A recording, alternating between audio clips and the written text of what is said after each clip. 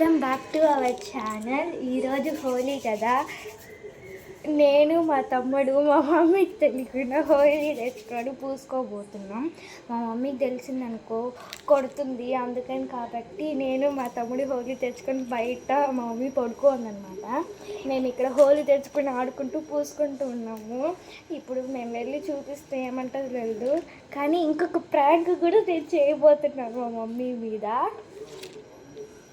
సరే మనం ఫస్ట్ హోలీ చేసుకుంటాం.